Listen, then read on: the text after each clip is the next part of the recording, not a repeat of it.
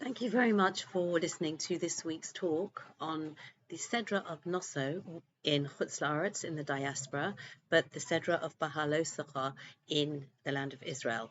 And it is fascinating consistency to see that we always read the Sedra of Naso after the festival of Shavuot, after the festival that we celebrate, Zman Matan Torah Seinu, the receipt that we spoke about last week of the gift of Torah. And this is the perfection of Hashem's organization that we read Noso after Shavuos in Chutz La'aretz. Shavuos was last weekend, so this is going to be the first Shabbos after Shavuos. And in Eretz Yisrael, Shavuos was Friday, just passed, and Shabbos was Shabbos. So that's when we read Noso there. So what is the particular appropriateness of reading the Sedra of Noso directly after Shavuos? And to the extent that there is another name for the Sedra of Noso, which is called Noch Shavuos, in Yiddish, after Shavuos. So there is this intrinsic connection between the Sedra of Noso and the gift of the Torah. And I think, as is so often the case, we don't have to look very far for clues and reasons why it is going to be such a perfect fit. And it is in the very word itself, Noso. And it's also something to just bear in mind, as well as just celebrating the festival of Shavuos. We've also completed 2/3 of the cycle of the Shalosh Regalim, of the 3-foot festivals. So we are really going towards the completion of that cycle. And as we do so, we are having to internalize the specific messages of each one of these festivals. And it is also the longest Sedra at 176 Pesukim. So don't feel too sorry for the Mitzvah boys, because the last sections of the Sedra are by and large a repetition of the identical gifts that were given by the Nisim, by the priests, by the leaders, by the princes, to the dedication of the Mishkan. And they gave exactly the same gift, but that gift is repeated with each and every Nossi. And so that makes the end of the Sedra very long. So just going back to that point of how it fits with the gift of Torah, we've had this momentous experience receiving the Torah. And this is something that we mentioned last time as well, that we've really got to maintain the momentum. We've got to appreciate that this was not just a one-time event. And so the word itself, noso, means to uplift. And in the various headings or topics that are covered in this week's Sedra, that seem, as is often the case, to be quite unconnected, we see this theme of lifting up, raising up. And the first time the word noso, the root nun sin aleph, is mentioned, is this noso es rosh b'nei Yisrael. So that would be the opening word of the Sedra, which is chapter 4, verse 22. Noso es rosh b'nei Gershon gam heim leves avosom, translated as take a census of the sons of Gershon, them as well, to the house of their fathers according to their families. And the concept that when we take a census, when we count people, we are always doing it for an elevated purpose. Counting people is something that is done with extreme caution. We don't want to we don't want to make people feel arrogant. Oh, look how much we are, look how much I've got. It is this idea that we're doing it, we are doing it because we want to see how much resource we have to mobilize in the service of Hashem. So it is call it a low key rather than a boastful counting. And this concept of really understanding that whatever possessions we have need to be uplifted. It's not just a question of amassing and being proud, although one can celebrate one's achievements and appreciate the blessing of Hashem in acquiring these achievements. But it's done with a humble spirit. Lift up, raise yourself up, elevate yourself. And then the next time we find this, the root noso used is actually in the section that deals with the sota, that deals with a married woman who has been accused of inappropriate behavior with another man by her husband. And we see that towards the end of this section in chapter 5, verse 31, Ha'isha hahi tisa es avona, and this woman will, again, this word very hard to translate because it's appearing in so many different contexts, she will lift up, she will raise her sin.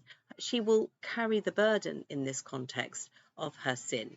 It's not clear whether she has actually committed any sin, and the process of her drinking the Maimorim, the waters that have been specially prepared by the Kohen to see whether in fact she was guilty of misconduct. And so she, if she is found to have behaved in this iniquitous way, then she has that burden of what she has done wrong. And then we have the word then used in the next time we find this word is in the Birchas Kohanim, in the section that gives us the time-honored formula that the Kohanim use to bless Bnei Israel. This is every day in the land of Israel, and every Shabbos, and in Chutz La'aretz, in the diaspora, we read these blessings. The Kohanim pronounce these, the priests pronounce these blessings in the 3-foot festivals, and also and Rosh Hashanah and Yom Kippur. So we have the phrase among the 3 blessings, Yisa Hashem Panav Elecha, that Hashem raise up his face towards you, V'yosem Lecha Shalom, and place peace before you. And so we have, this is the 3rd place where we find the use of the root noso, different in different tenses in the cases, but the actual root is always nun sin aleph. And then finally, with the section dealing with the gifts of the princes, at the very end, we have the word nasi, which means prince, which is again a reflection of the fact that these princes are not meant to enjoy positions of honor and amass great wealth for their own benefit. These princes are serving Hashem. These princes are servants of the people, servants of Hashem and servants of the people. And this is something that I think that we find with any great leader and kings and queens, when they think that they are meant to be served by people, and that is their mission is to be the recipient of the people's service, then that is often the road to a leadership that is going to go sour.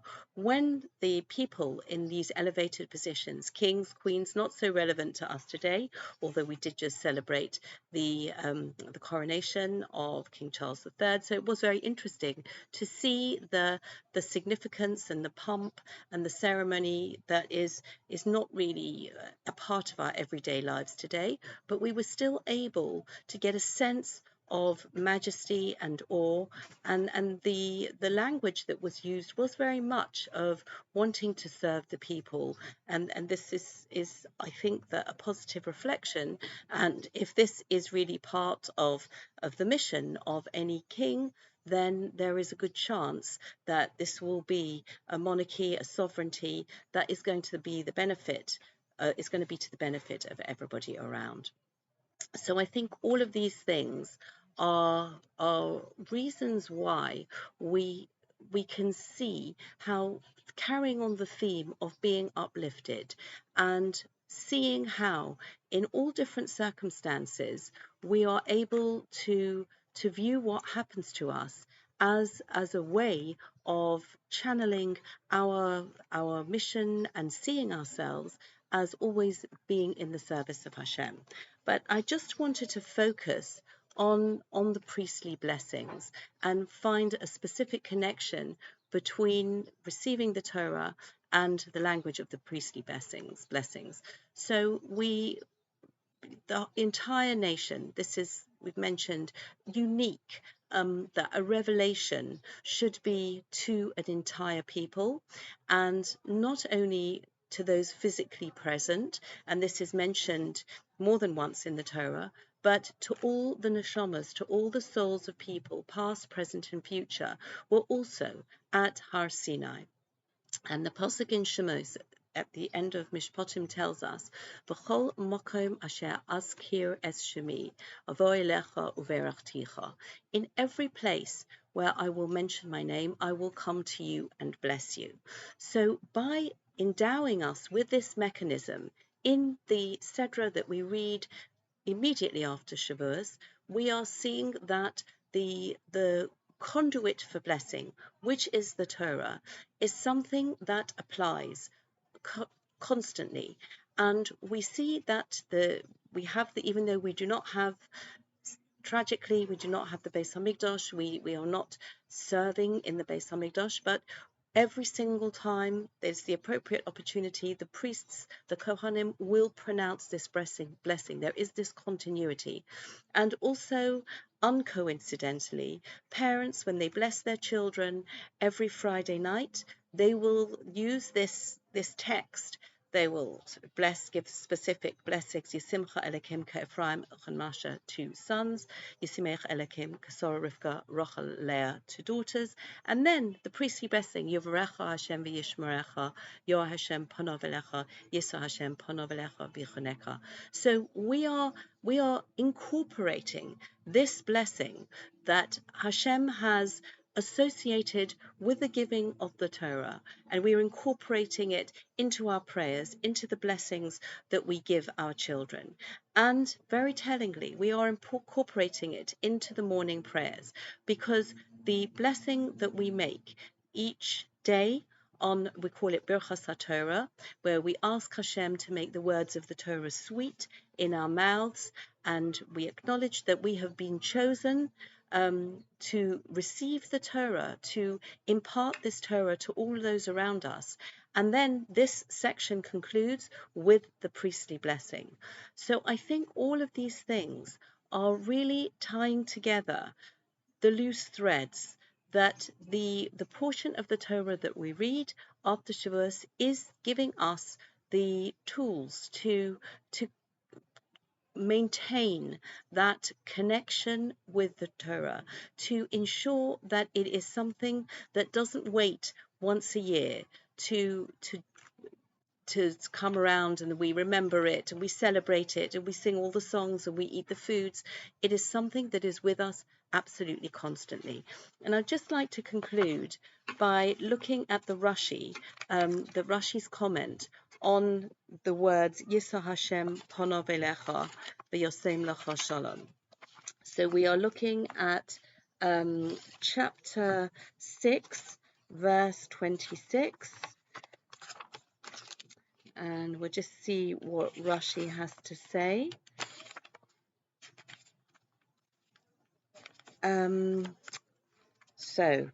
Yisa Hashem panov elecha, may Hashem lift his countenance to you.